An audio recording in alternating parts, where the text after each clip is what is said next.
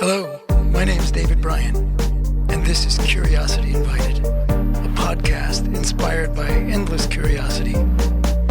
Tune in for an open-minded conversation about interesting and important things. It's go time, baby. Go. Good. All right. Hello, and welcome to Curiosity Invited. And my name's David Bryan, and today I have the pleasure of speaking to somebody I've just met for the first time. His name is Stephen Griffin, and I think he's a very interesting fellow from all the stuff I have bumped into, and there's plenty of it. He is not necessarily in this order. He is an author, a speaker, a teacher, an entrepreneur, an innovator, and at the core, he is a coach, and I think a coach in all sorts of ways. And hopefully we'll talk about that. And so, Stephen, thank you. Thanks for being on Curiosity Invited and ready to dig in.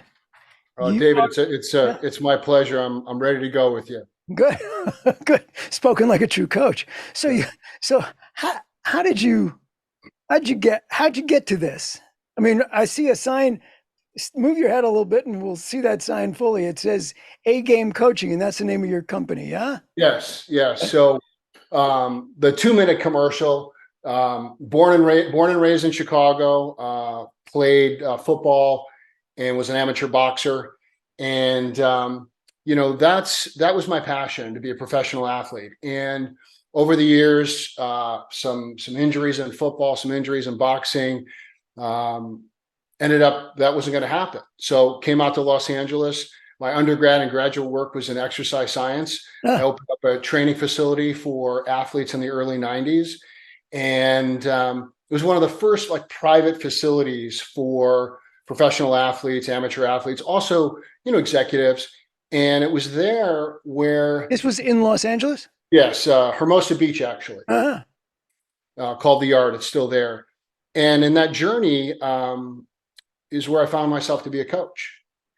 And in that process, I also found that on the outside, it looked great, David, but me and the inside, I was a mess. Oh, wow. And what I realized was, I was never really over not becoming a professional athlete. And I was struggling. So I hired a coach. Now, this is in the 90s, the internet, you could, so I found a coach. And the coach was in the field of what we call neuro-linguistic programming. It's just one area of psychology. Yeah. And I realized that a lot of my beliefs that I had about myself weren't true. And I didn't really have the skills to mentally and emotionally regulate myself. And so I started doing some coaching with this gentleman. And then I was really intrigued about this area of psychology. So I started training in that and started using those tools as I shifted and changed my life. Started using it with my athletes and executives. And then in 1999, I was really called at a deeper level to take this knowledge out into the world. So that's when I was high performance coaching, now A-Game Coaching, and started working with executives, entrepreneurs, business owners, as well as athletes at all ages. Started writing some books. And then, recently in the last couple of years, my focus has now been very directed to student athletes, high school and college, as well as the parents and coaches. And I work with a significant amount of NFL players. I have 40 NFL players that I've coached that are in the league right now. Wow. And so I've been doing pre-combine mental work for the last 3 years in that area. So that kind of brings me up to today. And well, now my head's going in two directions, but well, let me just take this one. So what you say you're working with NFL players, does that interfere with, do they get pushback about having another coach? That's a great question. So for 3 years in a row, I've been hired from different athletic organizations or agents, right?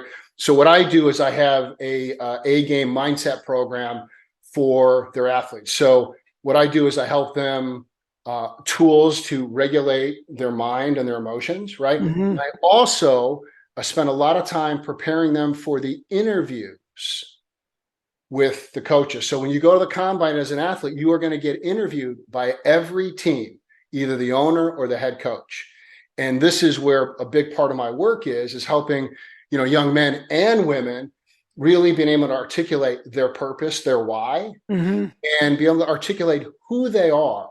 Because at the end of the day, as you know, you can have 2 or 3 or 4 athletes all at the same level, but it's how you connect in relationship that's going to make the difference. So back to your original question, yes, there is some pushback, and I'm well versed at that pushback. And here's the pushback. So I show up in the room, on their syllabus it says psych. That's all it says. Then they see me, right? I'm still a big guy. I'm about 6'4", 6'5", 240. A lot of the guys, they see me, they're like, "Hey, you look like you could still play." That's a compliment. Couldn't do that. But really my approach is, all I'm here to do is what I call close a performance gap. You're here and you want to get here. And we all have performance gaps when we want to get to the next level. And so what I share with them is these tools are going to help close that performance gap. And I start every training with this statement: what got you here won't take you there. We've got to up level. And so how I get the buy-in is very interactive tools that work. So your focus as a coach, at least with players playing at that level, with athletes playing at those levels, is primarily on their approach, their mindset. You're not trying to teach them physical skills. No, I retired in 1990. Yeah, I still have those tools, right? Yeah. Occasionally I'll take an athlete, teaching some boxing tools, but it's all mindset. Yeah. And what we do early on, especially with the high school, the college, and the pros, is I do an exercise called analyzing your A game. Most athletes have never looked at what does it take mentally to be at my best. So I have them look at a low performance, and we go through what were their thoughts, their emotions, their body language, their energy, and then we look at their A game. And the same thing. And that's where the first aha shows up. My thoughts are different. My emotions are different. And that becomes the template for me to coach them how to get in their A game. And here's just as important, David, if they're out of their A game, because they know these different categories, what to do about it. So, I mean, this, we can put this on the cutting room floor, but this is really just for me.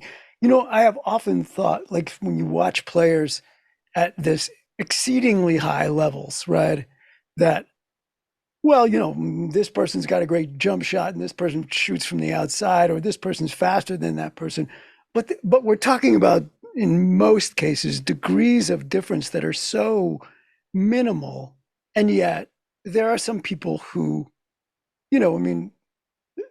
they're just, their mental focus, it almost seems like the will to win and the will to achieve is unshakable. And is that at that level, is that really what separates those real? I mean, obviously there's some people who are just amazing, but 100%. So when we look at the growth mindset, understanding that we have the ability through neuroplasticity and training to actually improve, that our mind is not fixed. When I work with the NFL players, and I know we're talking about them, but this goes all the way back to juniors, is they, for the most part of their career, have been able to out-physical their problem. Right. Now they're going into a pool of sharks. Yeah. This is business, right? All really good, all really fast, all really adept. And what I tell all my athletes, the further you go into your career, the less the physical is important. And here's what I mean by that. Of course, you have to work your craft, and because but man, now it's the mindset. And by the way, it's the least trained and the most important when you start with high school and college and into the pros. I have a professional football player. His name's Kaimi Farabani. He's the kicker for the Houston Texans. I've been working with him for 3 years. Already an exceptional kicker. And they brought me in. He was coming off an injury a couple of years ago, was not quite in the mindset. And then we got him very focused on his A-game approach. And one of the biggest things was doing that analysis, but being in the moment. And my quote on this is, the more present you are, the higher you perform. And so it's the ability to get rid of the distractions, to be in the moment. And when we're in the moment, we have the ability to step into that flow state. And so a lot of the work that I'm doing with young people and professionals is training them to be in the moment. If they get distracted, to come back, and just tools to regulate, the negative emotions and cultivate positive emotions at will. Mm. At will. Mm-hmm. And that's your focus, with at least with most of your coaching with young people, with whomever, is that and so, okay, so how do you do that? So when And we yeah, I look mean, at you don't need to do a workshop right here, but right how now, do you this do is, that? listen, Yeah. David, I'll talk all day on this, but really ultimately, and I'll take a young athlete, for example, because it's the same. And so when I start with them, we do an analysis, but really here are the categories that I'm working with. And so number one, mindfulness, teaching them to be present in the moment, not to judge things, but to be present and evaluate what's going on. Also be able to come back from distractions. Number two, and I'll talk more deeply about this, is how to be self-compassionate to yourself. Yeah, And that came up out in your stuff, and is like, so what's that about, and why is that so, part of an um, athlete's success? right. I'm going to tell you that in one moment. I'm going to give the other two Okay, categories and I'll all come right. back. So we have that. Then we have the sports psychology perspective, tools to cultivate the right mindset. So a mindset means this: how you process and organize information. That's what a mindset means. People say mindset, mindset. Well, what is that? How you process and organize information. And the last tool that I coach is communication. How to communicate with your teammates, your parents, your coaches. Uh, Mm-hmm. and so, but let's go back to self-compassion. So I've always been about 10 years ahead. So when I started really digging into mindfulness, you would go into the bookstore and there'd be 3 books on mindfulness. You Oh go in yeah, the right. bookstore Yeah. 15 years later, there's 500. Oh my God, it's like you can't get away from it.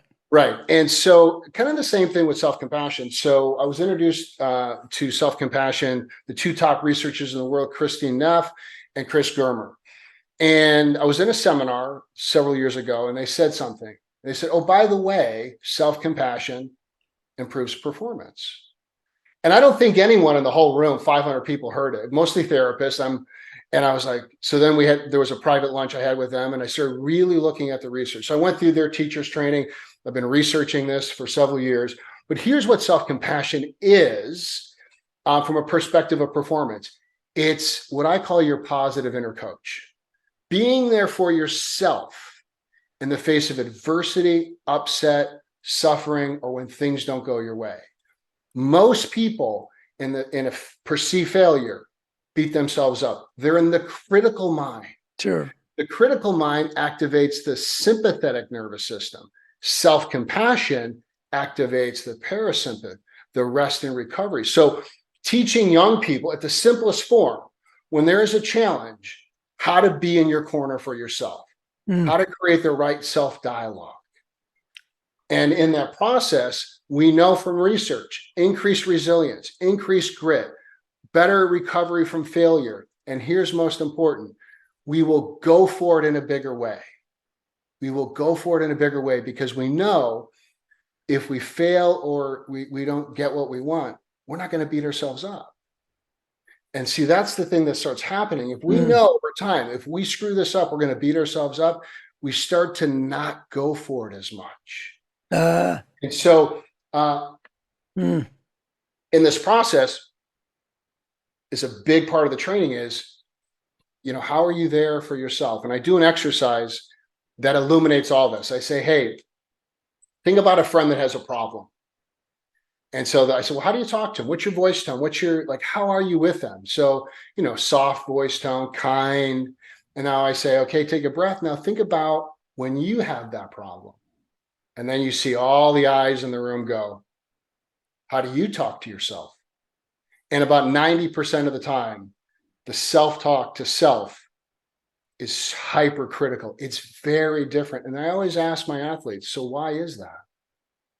Why do you talk to your friends, loved ones in a way, and you talk to yourself differently? It's just how we've been trained. And a lot of people resist it, not so much the way I teach it, because they feel like, oh, it's going to make me soft. Right. It's going to take my Sure. edge off. Right. The way I teach it, it's just basically saying, hey, secure your mental and emotional position first. There's 3 steps to self-compassion. Number 1 is mindfulness, being present that you're actually in a challenge. Number 2, common humanity. This is a big one, is that what I'm going through, other people are going through. It's a human experience. A lot of times when an athlete or an executive are beating themselves up, they start to move themselves mentally away from the tribe, and they identify that something defective is with them. And this is where a lot of shame can come up. So by bringing the mindset back into, hey, I'm struggling right now, and this is normal. Step 3 is this actual self-kindness, the language you're using to self, how you're talking to yourself, and the actions. And then I've added a step 4 in the literature, and what I call the performance step. And it's after you go through those first 3 steps, David, now you're emotionally stable. You're in a good place. Now evaluate what you need to learn, the teachings and understandings, and get back out there and kick some butt. So it's a whole process of just being there for yourself. And the last training I did for high school and college athletes, men and women, different ages, different sports, the number 1 takeaway they told me was this: I had no idea what I was going through, everyone else is going through. So can I ask a question? How do folks get to you? Like, so, and how long, so you got a bunch of athletes. How long do you work with them? Well, If some so I have folks show up for like a one shot and some yeah. folks, So great question. So I have an online program. So very simple 3-hour online program. So that's an access to anyone. Also on my online program at agamecoach.com is a phrase. And the phrase is this: if economics are a problem, the training is free. And here's why. My mom raised me in Chicago, me and my brother. My mom would have never been able to afford me as an athlete. And I want to make sure, same thing on my Instagram, all this stuff is free. So that's the first level. And then, I have a select amount of time for one-on-one clients. And when I work out one-on-one, it's very focused. I do a 4-hour session of alignment, and then we do sessions after that. And that's usually for 3 to 4 months. And then the people that want to continue, we just get on a monthly program. But my goal, my passion for this is everyone has this access, because growing up, one of the biggest passions for me, I didn't have a father in the picture, and no one ever told me how to regulate myself. And it was really tough. And I remember when I started boxing when I was 18. My mom said, hey, you can play football, but boxing, you're not doing it. So when I turned 18, people are punching you. yeah. So when I turned 18, I went down to the gym, and I met a guy who became my mentor. His name was Tom Delaney. And this is the power of one person in someone's life. This as an educator and the thousands of people that you've influenced.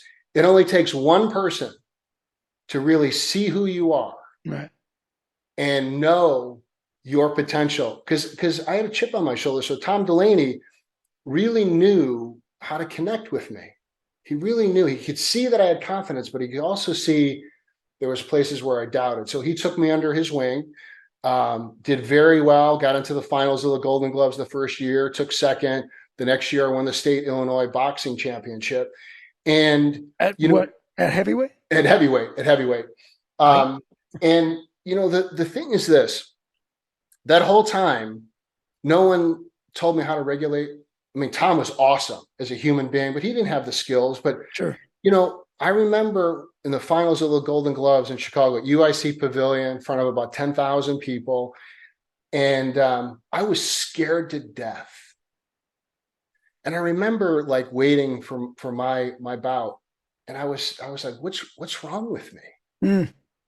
And Mike Tyson, years later, one of his quotes is like, or his comments was, he was like, I was scared to death every time I walked into the ring. And so for me, when you look at young people today, David, the stats, I've got them written down here. 33% of high school and college kids feel overwhelmed. 70% have some kind of anxiety and stress, and 37% of them have some depressive qualities. Well, I was going to ask you about, so it's hard to see ourselves back then, right? We can remember, but you've been doing what you're doing, or versions of what you're doing, for what, 20 years, maybe more, maybe Closer to 30 now. closer to 30 I years. calculated 25,000 hours of coaching so There you far. go. So are the demands, are kids in the same spot with those things, or are there needs now that didn't exist then?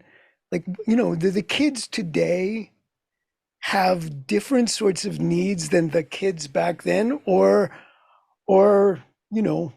like the technology, the understandings are different now and deeper, and clearly people understand the role of mind, or at least the importance of mind. They may not understand the role of it now and how it can help, but is the different technology addressing different problems, or is it the same stuff that athletes have been going through forever? Yes, same stuff, different environment. Different environment. So at the core, we're the same. Our brain has not changed. Yeah. There is more access. The biggest challenge today for young people, and I'll add, older folks as well, is now we're in a constant 24/7 self-comparison to Yeah. other people. Yeah. And this is why the self-compassion part is so important. You turn on Instagram, any of the other platforms, you're just seeing the best of the best of the best. You're not seeing the challenging side of people, right? So that is the biggest difference. And then and the secondary part of that is time. And so we're in an environment where our focus is being on, we'll just say on our phones or on Instagram. So that's time away from actually working on a craft, and potentially putting us in a negative mindset about self-comparison. Right. That self-comparison piece is really, and especially for young people, but for almost everybody, right? I mean, especially when they're young, those, everything they do is either a feather in their cap or a kick in the teeth, right? I mean, it's like, am I as good as, am I better than, this person's better at this? And it's constant, right? It's constant. Yeah, 100%. And this is where, I move kids, there was a whole movement, you probably experienced this, where, self-esteem was a big deal. We got to work on self-esteem. Right.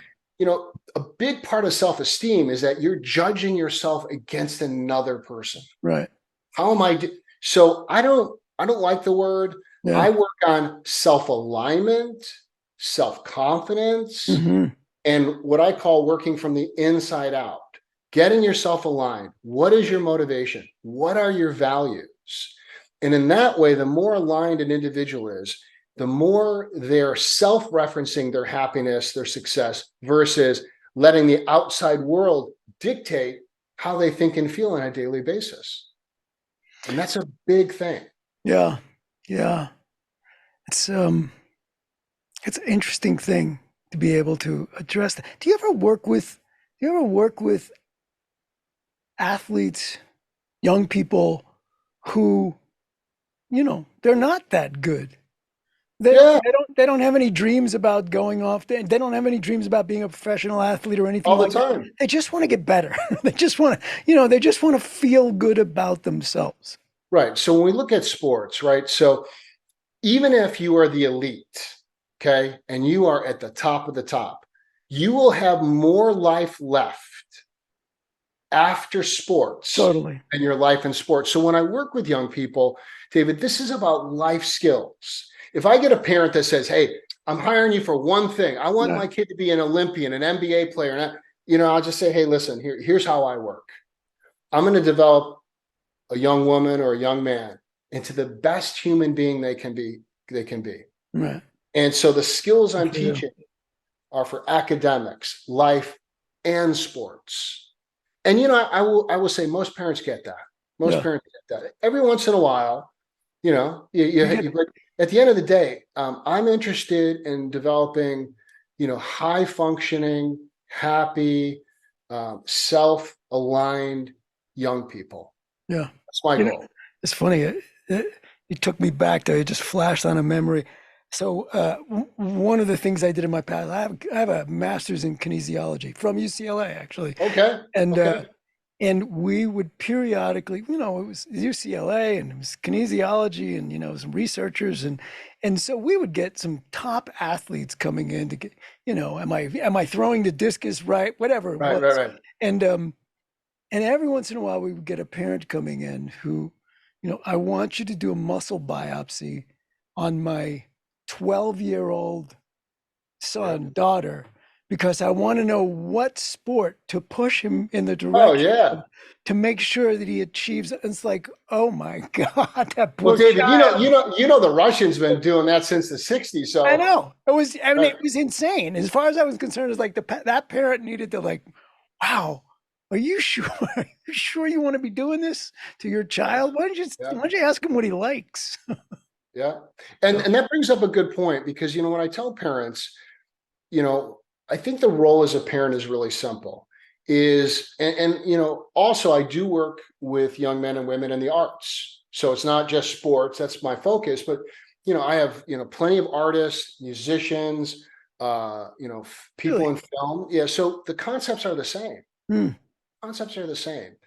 And what I tell parents is, your role is to walk with your son or daughter to help them find out what they're passionate about, hmm, right? Given the opportunities, give them, and supporting, walking with them, not pushing them, not pulling them, walking with, let them experiment, let them find what they're good at.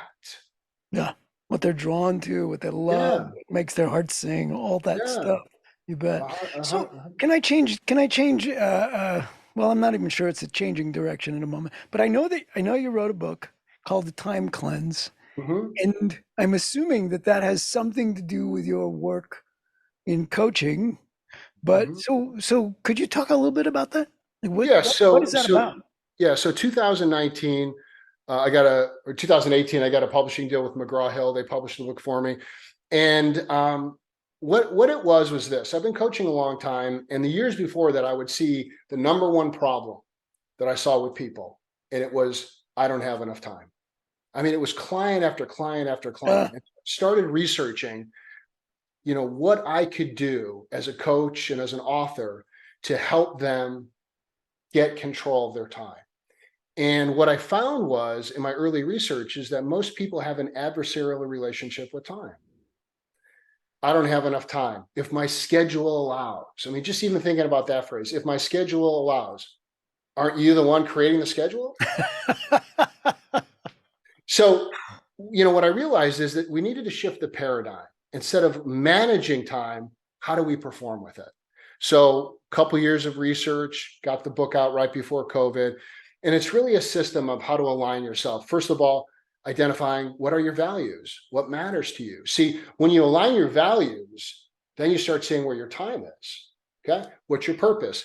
And then the actual time cleanse process is evaluating every single thing you do in your personal and business life. It takes 30 minutes. And then you go through, is this contributing or contaminating mm, my ultimate purpose, what I want, my goal? And it's a very simple process of accepting, rejecting, and removing, those things, adjusting the time, and then reinvesting the time where you want to succeed at. So the beginning of the book is an alignment. The second part of the book is the process. And the third part of the book is how to perform, how to schedule, tools to use. And, ultimately, when I wrote the book, I trademarked a phrase called timefulness.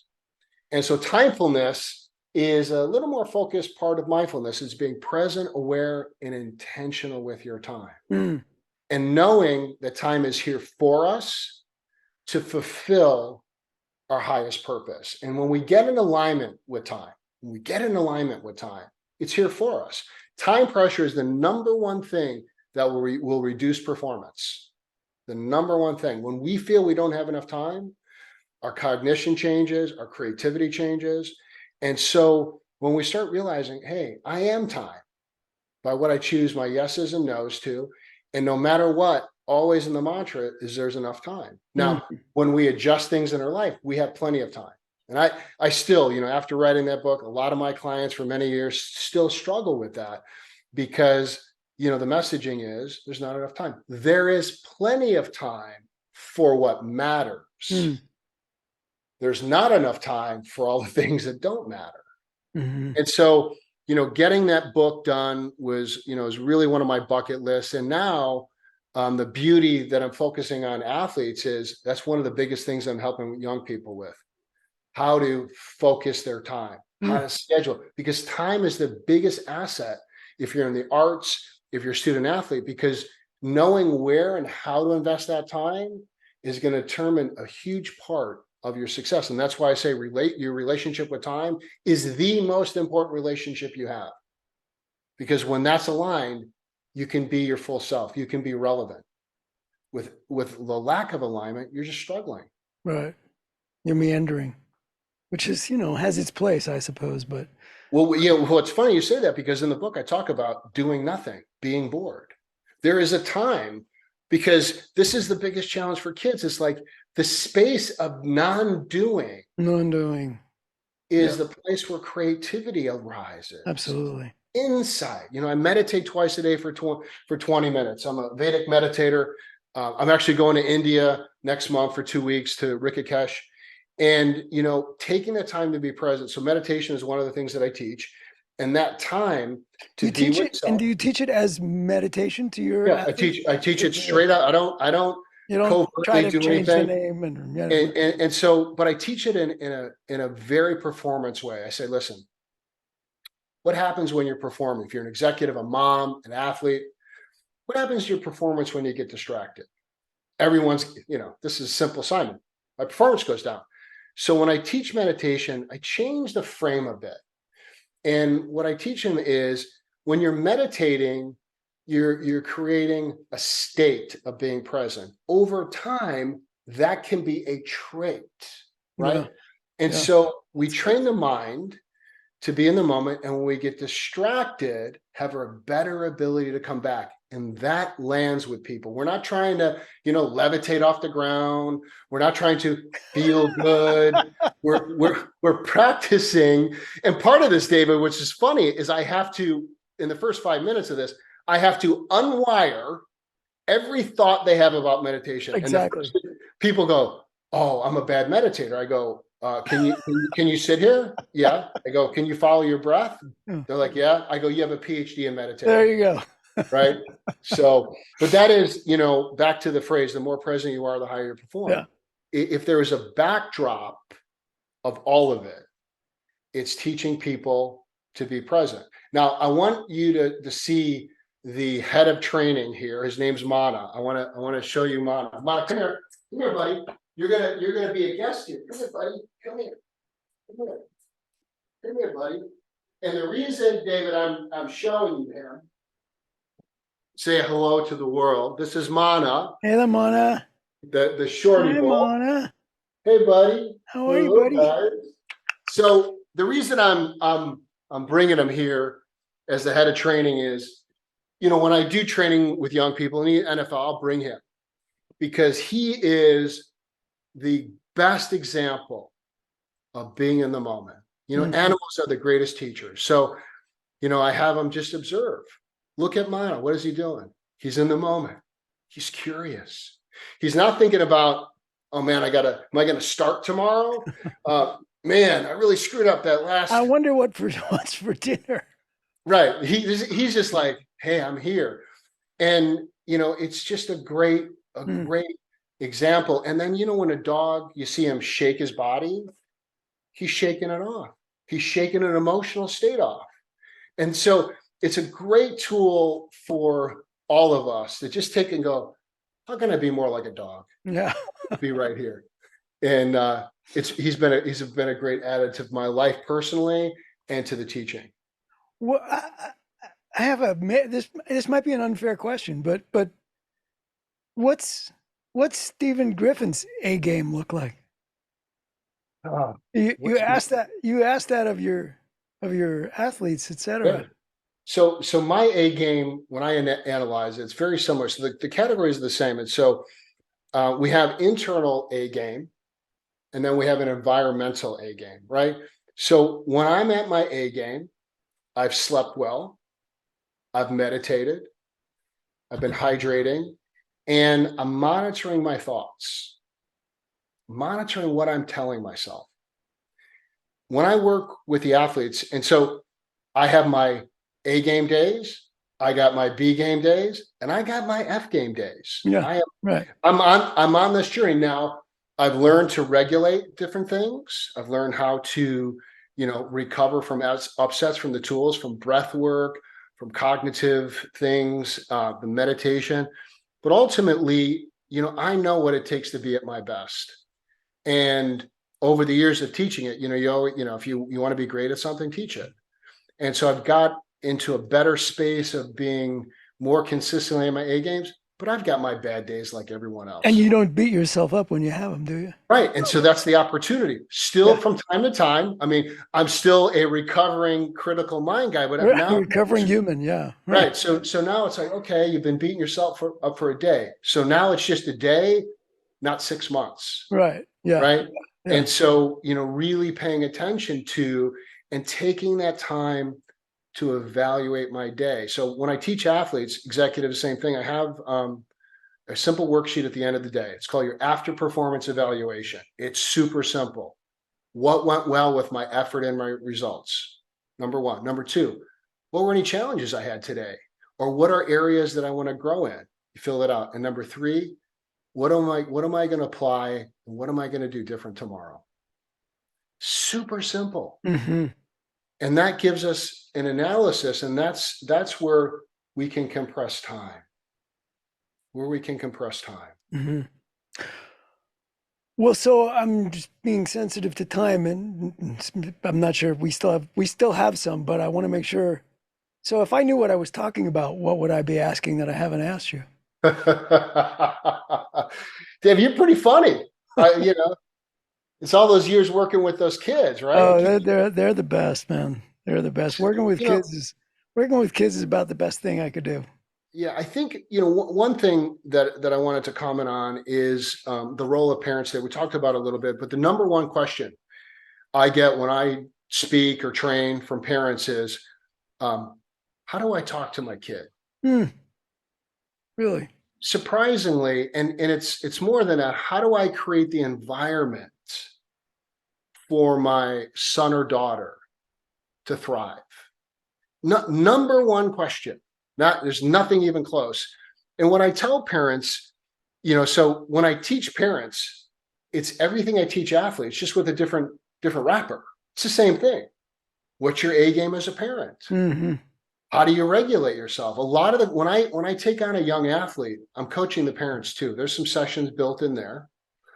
And a lot of it is, we're in such a high competitive world, right? You said, well, what's different now? Well, what's different now is the amount of time, travel teams, the amount of time. I mean, that is radically different. Unbelievable. And so what I tell parents is really simple.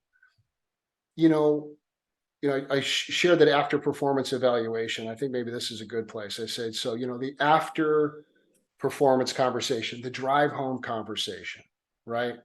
I say, how do you connect with your young daughter or your young son after a competition? And so I remember early on in my career, a woman came up and I said, would you want to volunteer what you do? She's really motivated. She's like, yeah. I said, so let's go through how you talk to your son, a young baseball player. I still remember this like yesterday. And I go, let's role play. Okay, I'm going to be your son. You're going to be you. We get in the car, doors closed. Just came off the field 10 minutes ago. Start. What do you do? And she had this like smile on her face. She's like, well, I start like this.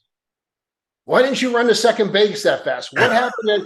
And everybody in the room was laughing, David. Everyone could relate, right? At some level. And so as she started talking, this is what I did.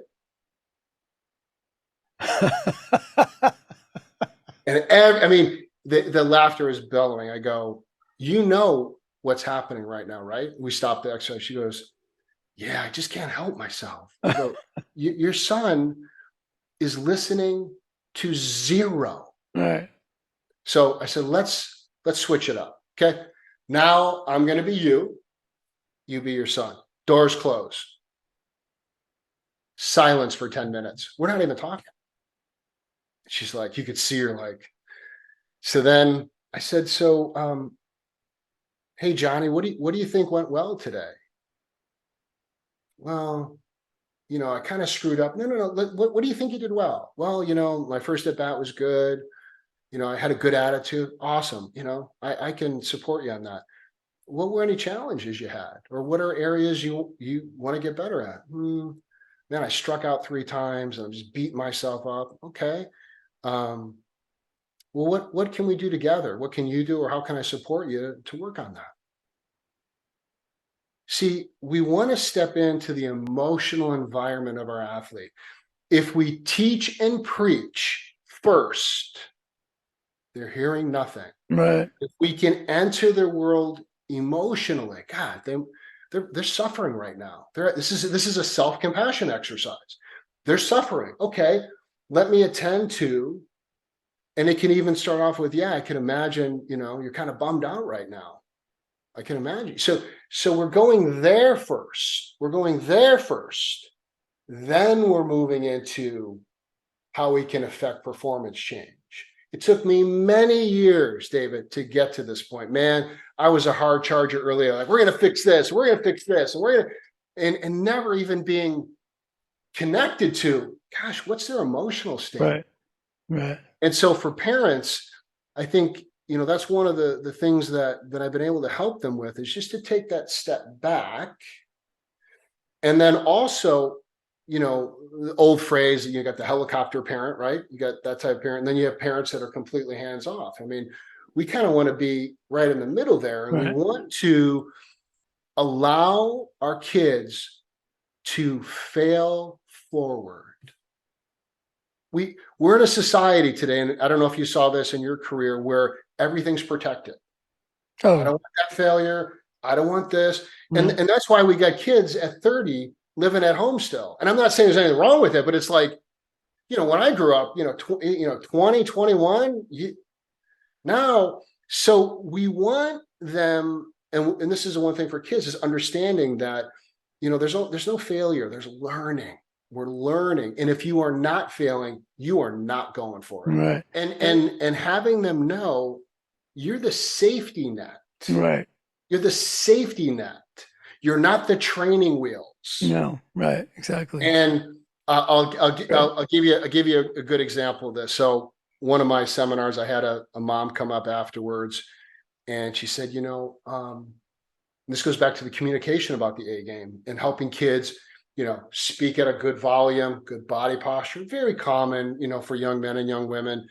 And so she said, when he's talking to coaches or recruiting him, how do I get him to be more articulate, communicate more? Right. I said, that's a great question. And then I said, I go, do you ever order food? You ever order pizza? She's like, yeah, all the time. I go, did your son ever order pizza? She looked at me like, what are you talking about? I go, do you ever have, your son was like 12 or 13. Yeah, right? sure. I said, do you ever have him pick up the phone, not online, pick up the phone, call the local pizzeria and order? She goes, no. I go, start having him order pizza. So then she says to me, this is you get these gifts from God, these examples, right? She goes, well, I'm afraid he's going to go hungry if I don't. So I started laughing. I said, let me tell you something. That's not good. That young man, when you put the visa on the table and you go, you're going to eat if you call, you're not going to eat if you don't call. You'll have that. He'll be paying for the fastest delivery to your house. But that is an example of a lot of the thinking. And it's not a criticism of parents, because here's the big part. People just don't know. And so my job is, with compassion, to give the tools, the techniques, the mindsets to help the parents, the athletes, and the coaches create the best environment for growth. Do you work with other coaches? Oh yeah. So you coach coaches. Yeah. So I've coached coaches from the NFL all the way down to Pee Wees, and Really? how to give feedback. This is another topic for young people. In my entire athletic career, no one told me how to take feedback. Right. Think about it. Giving feedback is one thing, but actually being able to take it in is such a different. Right. I think it's a skill. Right? Exactly. So I teach both, but here's the thing: is if we don't know how to receive feedback, it's going to stunt our ability to increase our performance, right? And so what I tell young people around performance is this: real simple. Number one, when you're getting feedback, don't defend, don't argue, don't take it personally. Okay. So start there. Get yourself emotionally in the right place. Some breath technique, ground yourself, right? And then take the feedback in. Now, if the coach is asking or you want to articulate your position on that, wait till you get it. Number two, not all feedback is true. Yes, exactly. Right. So, I'm empowering athletes to start thinking about it. I'm not, I always tell athletes, if you're getting the same feedback multiple times, or the coach that's responsible for your playing should probably pay attention to it. And it's not always true. So getting, young people emotionally grounded to receive that, super important. And then for coaches and parents, I use the feedback sandwich model a lot of times. Here's specifically what went well. Hey, your effort was great today on the field. And here's an area that I think we can have some improvement, better follow through on your swing, finishing it up with, and your effort was awesome. Positive, specific, the challenge, specific, finishing off with the positive, specific. And then lastly, we want to try to stay in a 3 to 4 to 1 positive engagement versus correction. We know from the research, a 3 to 1 ratio is a great ratio.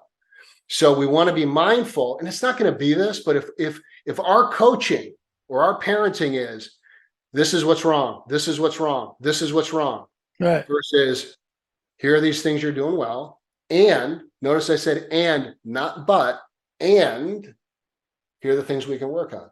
And when we start creating the environments, man, kids flourish. Kids flourish. I wanted to say one other comment about the time concept. So when I finished writing my book, I came up with really this concept about time. And it says that I believe it's the best encapsulation in a sentence or two. Time, David, is for one thing: to create memories that matter and a legacy you're proud of. Memories that matter. Think about it. On our deathbed, if we have the pleasure of easing into the next, wherever the next is, no one's thinking about Instagram likes. No one's thinking about, man, I wish I had that purple Ferrari and that gold Rolex. Right. No, it's what did I do that mattered? Right. That's for sure. And so maybe a kind of a final comment on, so my coaching philosophy is really simple. And it changed about 5 years ago. And it was one of my mentors, Tom Knowles, who's a, Vedic teacher. He was with the Maharishi in India, when the Beatles were there. It's one of my guides in my life. Even coaches need coaches, right? Sure. And he presented this philosophy to me. He said, Stephen, it's really about being relevant. And I said, well, what do you mean about that? He goes, well, it's connecting your gifts and talents to the need of the time. Mm-hmm. Right?